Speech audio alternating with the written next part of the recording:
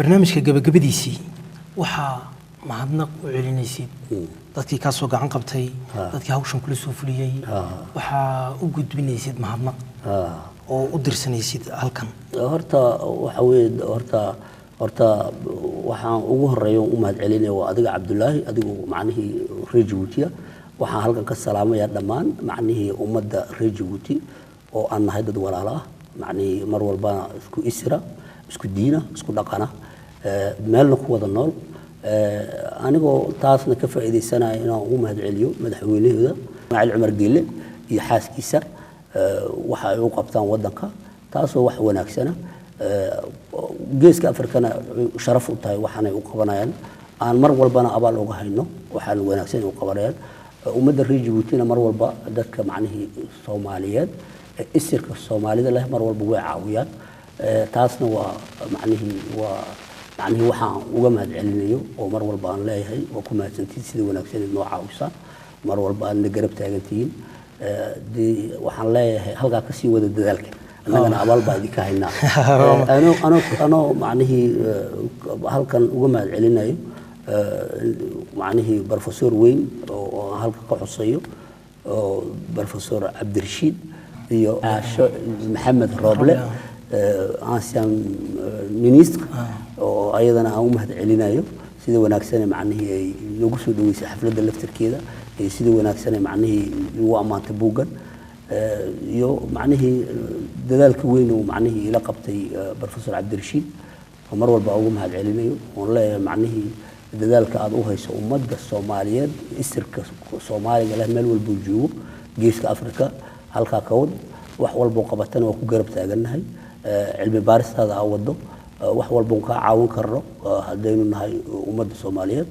keeda wax garadka keeda kala waa ku garab taaganahay halkan waxa uga mahad celinayaa macnihii ninkii barnaamijkan aad u qiimaha badan leh macnihii sharafteena iyo karaamadeenna macnihii ku soo celinaysa maalka dambeeya jaamac Muuse jaamac oo xoog macnihii weyn geliyay macnihii sidii maaragtay karaamada dadka geeska Afrika ku nool u soo iyo macnihii xoogooda iyo karaamadii iyo heybada ay lahaayeen macnihii adduunka maaragtay ula tartami lahaayeen mar walba hiil iyo meel u taagan oo uga mahad celinayna waxaan rajaynaynaa haddii macnihii maaragtay is leedahay wax waa ka caawin karaa ama gacan baan ka meel ka geysan karaynaa diyaar baan u nahayna macnihii gacmaha maaragtay isqabsano oo hore u socono runtii waxaan soo gaarnay barnaamijka gabagabadiisii waxaan u mahad celinayaa qoraaga Yas oo magac ku magacaaday Yas Daahir oo soo bandhigay buugan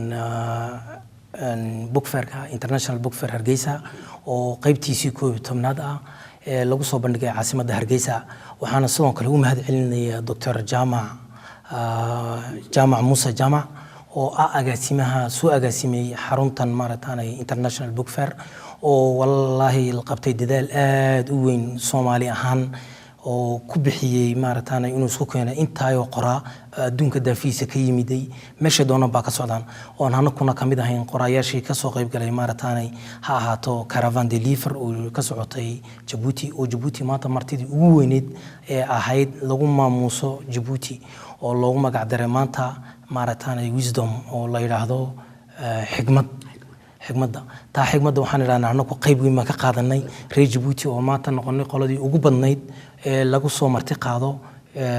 book fairkan International Book Fair taana waxaan u mahad celinaynaa Hargeysa oo dhan ha noqoto shacab ilaa dawlad ilaa ka u yar ha noqoto saadaradeed intaan ku kulmi karno barnaamijkan lamida waxaan naga leenahay nabadgelyo